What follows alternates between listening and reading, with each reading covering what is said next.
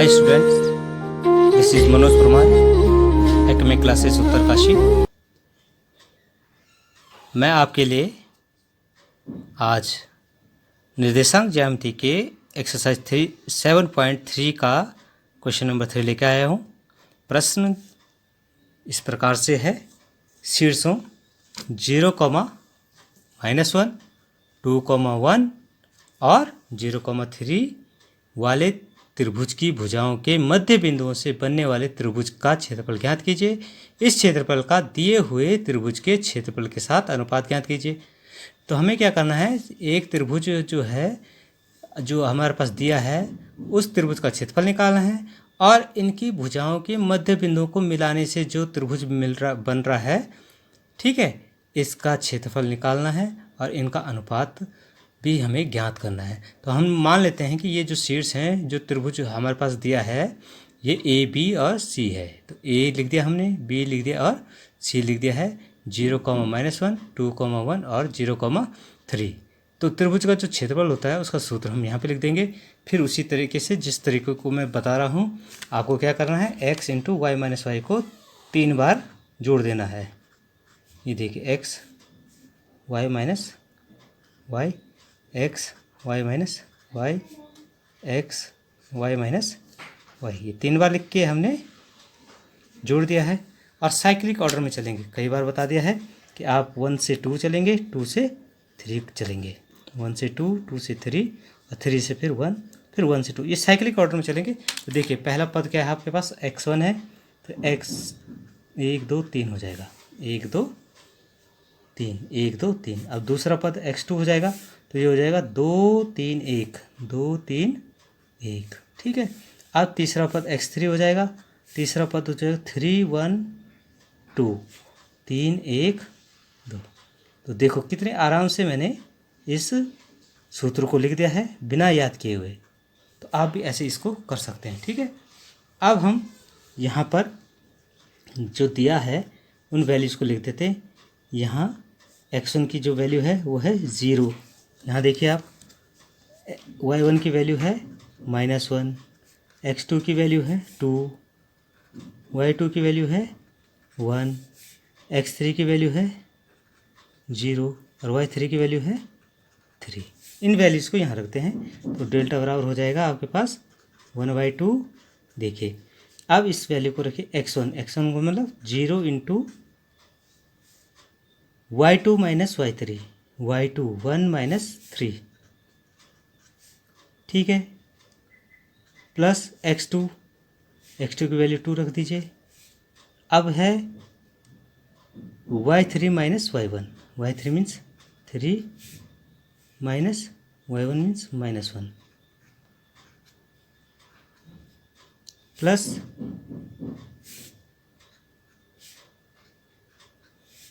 x3, ये भी 0 into y1 - y2, y1 -1 है, -y2 1 है, ठीक है। अब इसको हम देखेंगे, ये 0 से मल्टीप्लाई होकर 0 हो गया, प्लस 2 × 3 माइनस का +1 हो जाएगा, ठीक है, प्लस ये भी 0 से मल्टीप्लाई 0 हो जाएगा। तो ये जो जाएगा 1/2 × 2 × 4। तो आपके पास कितना आ गया इसका आंसर, त्रिभुज ABC का क्षेत्रफल ये आपके पास आ गया बराबर 4। वर्ग मात्रक लिख देंगे, ठीक है। अब हम इनके मध्य बिंदु निकालते थे। तो देखिए, A व B का मध्य बिंदु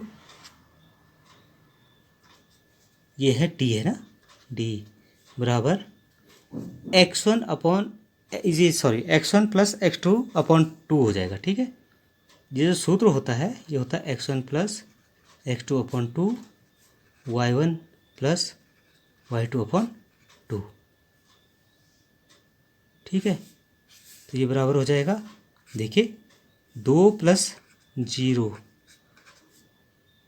बटे 2 कॉमा 1 + -1, तो ये हो जाएगा -1 बटे 2। तो कितना आ गया आपके पास, 2 बटे 2 मतलब 1, और ये हो जाएगा 0, तो 1,0। तो ये आपके पास आ गया 1,0। इसको मैं यहाँ पे लिख देता हूँ 1,0। और जो ये साइक्लिक ऑर्डर के लिए लिखा था इसको मैं इरेज कर देता हूँ, इसकी ज़रूरत अब हमें नहीं पड़ेगी भी तो हम दोबारा लिख लेंगे जहाँ पे इसकी ज़रूरत पड़ेगी। ठीक है, यह आपके पास 1,2 आ गया, 1,0 आ गया। अब B व C का मध्य बिंदु, अब B और C का मध्य बिंदु माना क्या है, E है, तो इसको हम E लिख देते हैं। तो E बराबर हो जाएगा, दोबारा से यही सूत्र है, ठीक है, x1 + x2/2 y1 + y2/2। इस टाइम वैल्यू चेंज हो जाएगी, x1 y1 हो जाएगा, ये x2 y2 हो जाएगा। तो 2 + 0 बटे 2 कॉमा 1 + 3 बटे 2, तो ये हो जाएगा 2 बटे 2 मतलब 1, और 4 3 1 4 बटे 2 मतलब 2, 1,2, तो ये आ गया 1,2। ठीक है, अब देखिए ए व सी का मध्य बिंदु, ए व सी का मध्य बिंदु देखते हैं। तो ए और सी का मध्य बिंदु एफ हमने मान रखा है, तो एफ बराबर हो जाएगा, फिर दोबारा से x1 + x2 बटे 2 y1 + y2 बटे 2, इन निर्देशांकों का आधा कर देंगे। तो ये हो जाएगा, देखिए पहले से पहला जोड़ दीजिए, 0 + 0 बटे 2 प्लस कॉमा, ये हो जाएगा दूसरे से दूसरा, तो 3 - 1/2, तो ये हो जाएगा 0,1। तो ये तीसरा बिंदु आ गया 0,1। तो यहाँ पे मैं लिख देता हूँ 0,1। ठीक है, तो बिंदु डी ई व एफ से बनने वाले त्रिभुज का क्षेत्रफल, तो ये सूत्र आपके पास दोबारा से हो जाएगा x1 y2 - y3 + x2 y3 - y1 + x3 y1 - y2, ये आपने लिख दिया है। ठीक है,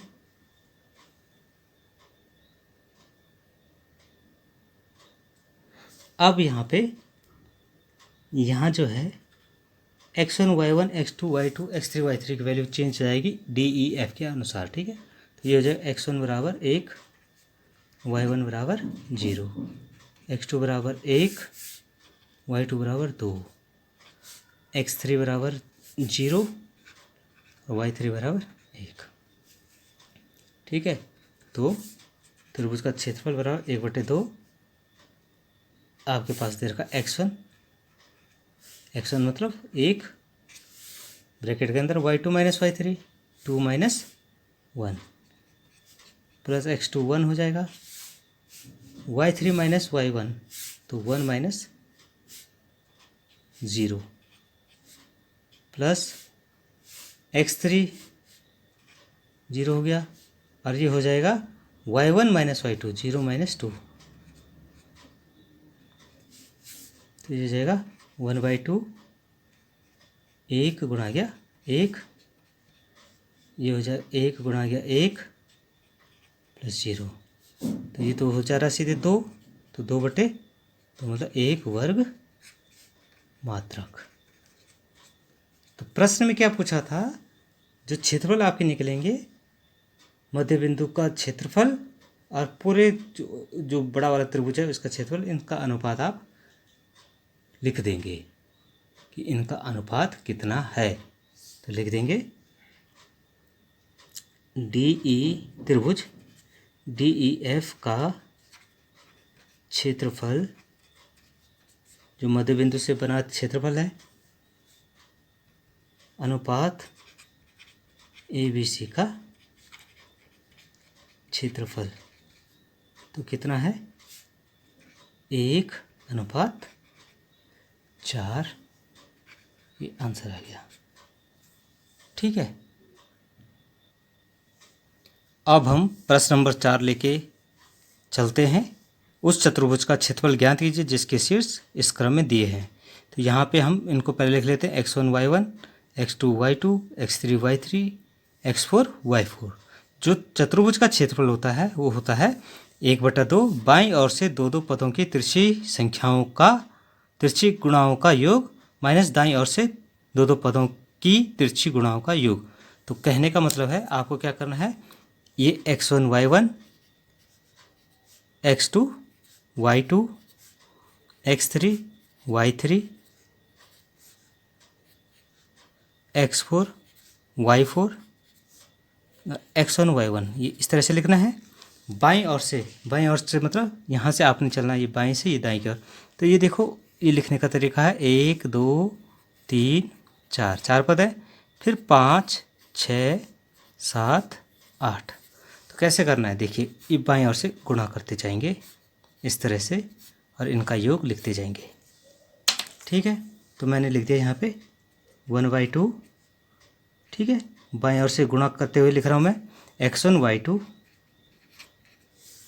plus x2 y3 plus x3 y4 plus x4 y1, ये लिख दिया है। ठीक है, इसको लिख कर माइनस, अब दाईं तरफ से चलना, आपने दाईं तरफ से बताया है इस तरह से दो दो पदों का गुणा करते हुए चलते हैं। तो पहला है y1 x2 y1 plus x3 y2 plus x4 y3 plus x1 y4, ये हमने लिख दिया है। तो ये हो जाएगा आपके पास 1/2। अब x1 की वैल्यू यहाँ से लिखते हैं हम, यहाँ पे ऊपर दे के x1 की वैल्यू -4 गुणा गया y2 -2। अगर आप इसमें कंफ्यूज हो रहे हैं तो आप यहाँ पे दोबारा से इसको x1 y1, x2 y2, x3 y3, x4 y4 की वैल्यू लिख के गुणा कर सकते हैं। जैसे देखिए -4 -2 -3 -5 3 -2 2 3 और फिर -4 -2। अब देखिए ये गुणा करते चलते हैं इस तरह से। तो आपके पास क्या आ रहा है, देखिए ये आपके पास आ रहा है x1 y2। तो y2 की वैल्यू क्या है, -5 है, यहाँ पे -5। ठीक है, ये देख रहे हैं आप, प्लस -3 -2 का मल्टीप्लाई प्लस 3 × 3 प्लस 2 × -2, ये आपका पहला आ गया माइनस। अब देखिए दाएं तरफ से, या तो आप वैल्यू रख दीजिए, वैल्यू रखने में आपको थोड़ा दिक्कत होगी तो आप ऐसे ही कीजिए जैसा मैं कर रहा हूँ, आप सीधे सीधे मल्टीप्लाई कर दीजिए, इससे आपको इजीली वैल्यू फाइंड आउट हो जाएगी। तो ये हो जाएगा -2 × -3, दाएं तरफ से कर रहे हैं प्लस -5 × 3 प्लस -2 × 2 प्लस 3 × -4। देखो इजीली मैंने कर दिया है। अब इसको मल्टीप्लाई कर दें तो ये जगह माइनस माइनस का प्लस, 5 × 20, माइनस माइनस का प्लस और ये प्लस का प्लस हो जाएगा, और 3 दूनी 6 प्लस 3 तिया 9 प्लस माइनस का -4।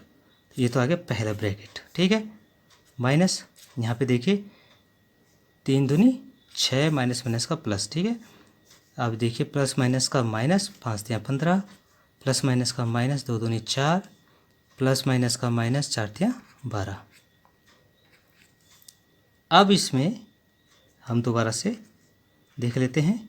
ये हो जाएगा 20 और 6 26 और 9 35 माइनस 4, ठीक है, माइनस ये 6, देखिए 15 और 12 27 और 4, यहाँ पे 6 में से 31, तो ये हो गया माइनस 25। तो इसको मैं यहाँ पे माइनस 25 लिख देता हूँ, ठीक है। तो ये हो जाएगा 1/2 और यहाँ पे आपके पास हो जाएगा 31 माइनस माइनस का प्लस 25। तो ये हो जाएगा आपके पास 31 और 25 आपके पास कितना आ गया, ये हो गया 56/2 बराबर 28। तो चतुर्भुज का क्षेत्रफल, चतुर्भुज का क्षेत्रफल बराबर 28 वर्ग मात्रक। तो आप भी इसी तरह से सॉल्व कर सकते हैं और चतुर्भुज का जो क्षेत्रफल का सूत्र इस तरह से आप निकाल सकते हैं और वैल्यू इस तरह से आप इसको रख सकते हैं। तो इस तरह की और वीडियो भी आप मेरे YouTube channel Manoj Parmar ECMA classes Uttarkashi में देख सकते हैं। Thank you very much.